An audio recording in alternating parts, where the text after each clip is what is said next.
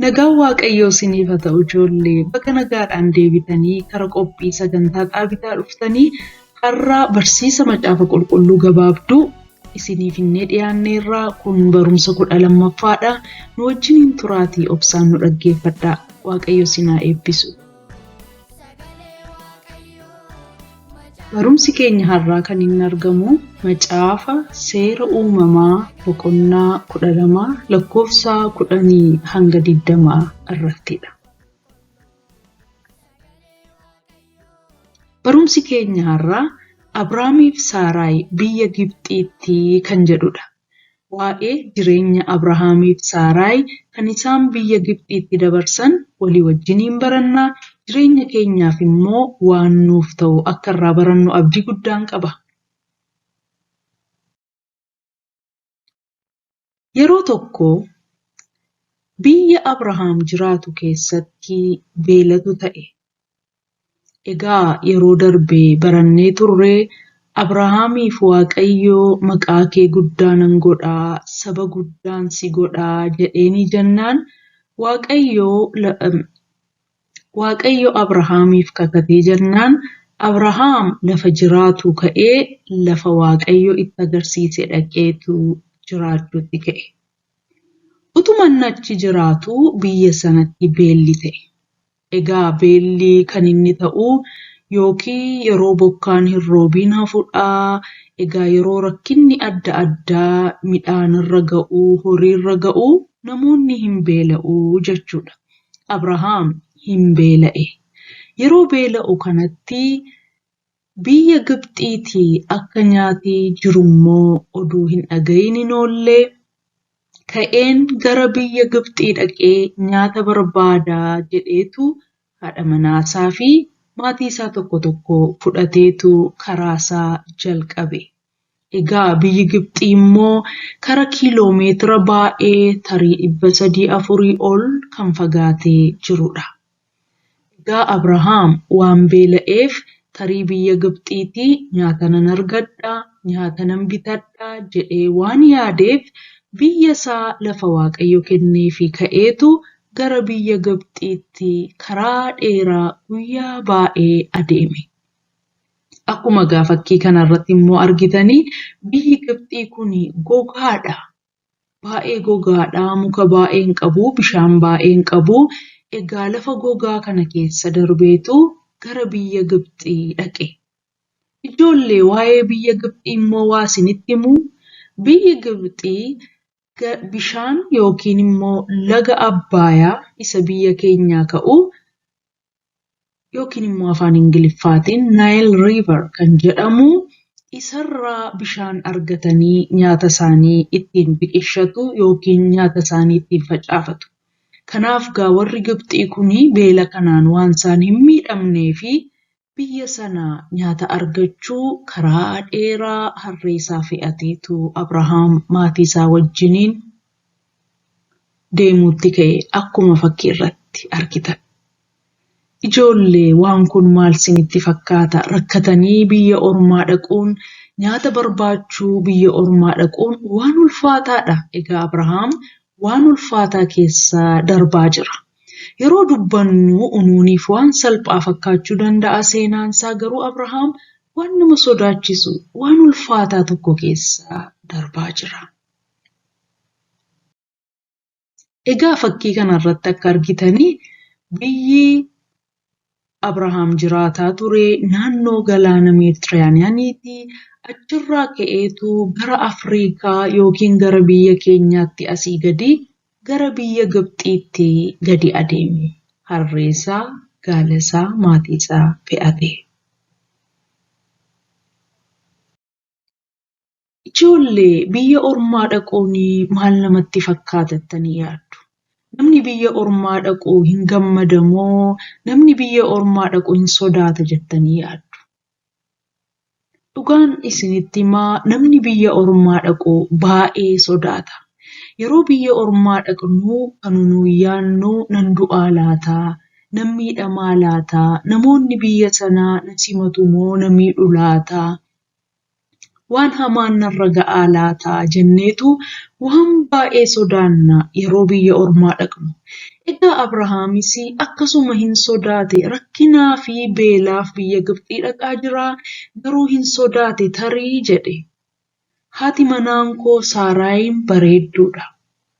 Waan bareedduu taateef isheen jalaa fudhachuu fedhanii anaan na ajjeesuu ilaataa jedheetu sodaate. Egaa sodaan Abrahaam kun eenyuyyuu kan sodaachuu danda'udha. Namni kamiyyuu kan sodaachuu danda'udha. Egaa Abrahaam baay'ee sodaateetu gara biyya Gibxii kana gaafa dhaqu hin sodaateetu Saaraadhaan akkas jedheen. Saaraa yeroo biyya Gibxii dhaqnu kana ati bareedduu waan taateef siin fudhachuudhaaf fedhanii na miidhuuti. Ani haadha manaasaa miti obboleettii isaatii ittiin jedhii jedheetu ishee gorse. Isheenis haa ta'u jettee walii galte isaa wajjiniin. Inni immoo maal jedhee yoo ati obboleettii isaati an jettee isaan sii fedhaniitu anaa fi waan baay'ee naaf godhuuti. Ani obboleettiidha jedhiitii itti himii jedheetu ishee gorse. Ijoollee kun sobadha moo soba miti? Eeyyeen ijoollee kun soba guddaadha. Egaa waan tokko immoo akka nuun hubannu kanan barbaadu bara Abrahaam kana keessaa abboommiin 10 hin barreeffamne. Yeroo sanaa seerri Waaqayyoo yookiin immoo seerri macaafa qulqulluu barreeffamee yookiin namootaaf hin kennamne ture. Kanaaf Abrahaam waan seera Waaqayyoo kana hin beekneef biyya Gibxii dhaqeetu waa'ee haadha manaasaati sobee jechuudha. Sobni garuu waan gaariis miti waan gadhee waan ta'eef nuti sobuunis nurra hin jiru sobaa wajjinis waliigaluun nurra hin jiru. Egaa isaan garuu waan hin beekneef wallaalummaa isaanii irraan kan ka'e soban jedheeni amana. Kanumaanii Abrahaamiif Saaraan yeroo gara biyya Gibxii dhaqan kanaa warri Gibxii Saaraayin arganiitu maal dubartiin bareedduun akkasii jedhanii. Kanumaan maal jedhan dhaqanii mootii isaanii Fari'oon mootii Gibxiitiin maal jedhanii elaa dubartiin bareedduun tokko dhufteetti dubartiin bareedduun tokko magaalaa keenya keessa jirti jedhanii itti himan. Inni immoo dubartii bareedduu kana naa fidaa nan fuudhaa jedheetu gaafate. Jennaan isaan Abrahaamiin Abrahaam dubartiin kunii maal keetii jennaan obboleettii kootii jedhe. Saaraayin immoo namichi kunii maal keetii jennaan obboleessa kootii jetteetu sobe. Yeroo isaan kana sobanii gaanii mootiin Gibxii yookiin Fari'oonii egaa isheen obboleettii kee taate haadha manaa koo godheen fudhadhaa jedheetu Saaraayin gara masaraa isaatti yookiin immoo gara lafa jiraatutti akka isaan Saaraayin fidanii isaan abboome. Saaraayi fidamtee mana mootii sanaatti galtee jechuudha. Abrahaam immoo sababii obboleettii isaa fedhamee yookiin immoo sababii Saaraa fedhameetu akka qabeenyi hedduun kennaa baay'een isaaf kennamuu fi isaan abboome mootiin biyya sanaa. Kanumaan Saaraan haadha manaa Fari'oon ta'uu fi mana mootiitti fidamtee Abrahaam immoo kennaa adda addaa midhaan waan inni barbaadu hundumtuu akka inni kennamuuf mootiin hin ajajee jechuudha. Mee yaadaa ijoollee Abrahaam haadha manaasaa ishee jaallatu kana dhabeera. Garuu immoo qabeenya baay'ee argateera. Abrahaam hin gammada jettanii yaadduu ijoollee? Lakki tasuma gammaduu hin danda'u. Sababiinsaa Saaraa ishee jaallatu kana dhabeera, qabeenya immoo argateera. Argitanii ijoollee qabeenyi gammachuu namaaf hin kennu. Garuu namoonni jireenya keenya keessa jiran namooti Waaqayyo nuuf kenne jireenya keenya keessatti eebba waan ta'aniif isaaniin tikfachuu fi jaallachuun nurra jira. Qabeenyi garuu namoota booda waan dhufudha jechuudha. Egaa Abrahaam amma qabeenya baay'ee argateera, haadha manaasaa garuu dhabeera. Gaafan yaadu waan gaddu yookiin waan boo'u natti fakkaata. Isin maal yaaddu ijoollee?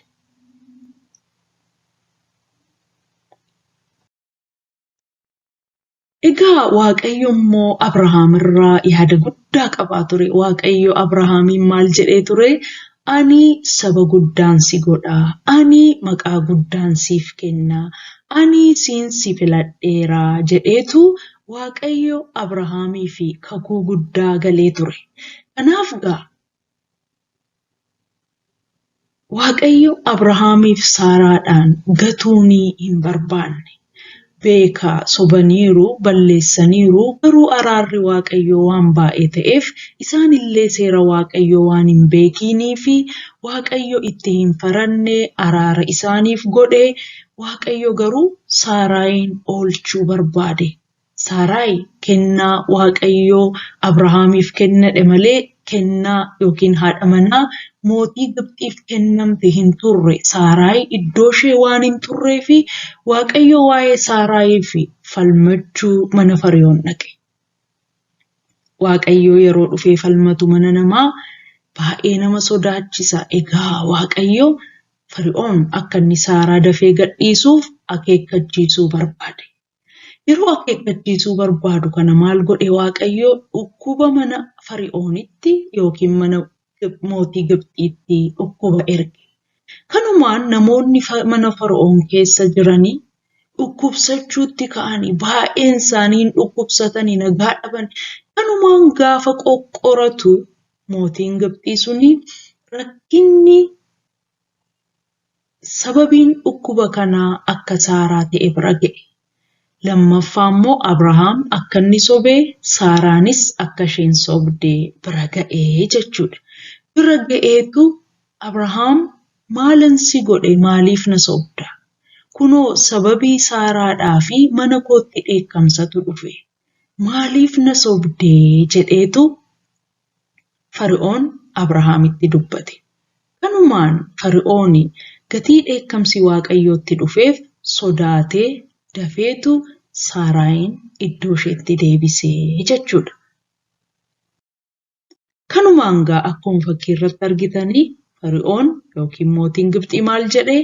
Abrahaam haadha manaa keessa qabeenya keessa kennaa sansii kenne hundumaa fudhadhuutii biyya kootii dafii adeemi jedheetu isa ari'e. Waaqayyo araara isaatiin isa gargaaree Abrahaam silaa kan haadha manaasaa dhabuuf ture Waaqayyo haadha manaasaa deebisee fi waan nyaata isaas argatee waan beelaaf isa gargaarus argatee hundumaa fudhateetu gara biyya isaatiitti deebi'e. Egaa ijoollee har'a seenaa Abrahaam baranne kana yaadame biyya ormaa dhaquun amma akka inni ulfaataa ture baranne. Sodaachuu Abrahaam baranne. Abrahaam baay'ee sodaachuurraan kan ka'e hin sobee. Waaqayyo garuu sana hundumaa keessatti araara godheefiitu isas haadha manaasaas isaan oolchee gara biyya isaaniitti isaan deebise. Maqaan Waaqayyo bara baraan haa eebbifamu. Kanumaan Abrahaam qabeenya isaa hundumaa fudhateetu biyya Gibxiidhaa ka'eetu gara biyya isaaf Waaqayyo kenneetti hin deebi'ee jechuudha.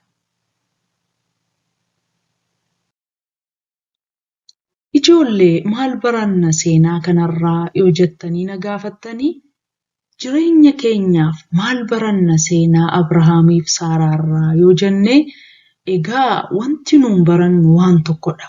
Innis Waaqayyo lafa nuti qobaa keenya taanee sodaannutti nu eega malee nu hin gatu. Waaqayyo Abrahaam baay'ee sodaachuu isaarraan kan ka'e hin sobe. Saaraanis sodaachuu isaarraan kan ka'e hin sobde. Garuu Waaqayyo immoo araara isaaniif godheetu biyya ormaa keessatti isaan eegee isaan tiksee nagaadhaan gara biyya isaaniitti isaan deebise. Kanaaf gaa yeroo nuun sodaannu yeroo nuuni iddoo adda addaa deemnu Waaqayyo nu eega malee nu tiksa malee dabarsee nuun kennu. Waaqayyo tiksee amanamaadha. Waan dubbateefis Waaqayyo amanamaadha. Egaa ijoollee eega barumsa kana barattanii yeroo iddoo tokko deemtan hin sodaatina. Waaqayyoon kadhadhaatii fedha keef jaalala kee yoo ta'e jedhaa. Waaqayyoon kadhadhaatii adeemaa. Waaqayyo immoo gara deemtan hundumaatti isin eegaa, isin tiksaa. Isin garuu lafa inni jaallate duwwaa dhaqaa.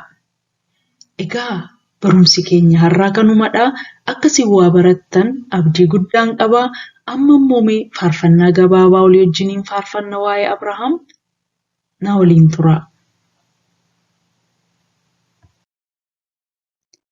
Fakkii nuti har'aa barsiisaa sagalee Waaqayyoof irraa fayyadamne hundumaa kan nuun arganne Free Bible Images dhaabbata jedhurraatii akkasumas immoo Fictionate Bible Stories kan jedhamanii warra kanarraa arganne Waaqayyoo isaan haa eebbisu jenna.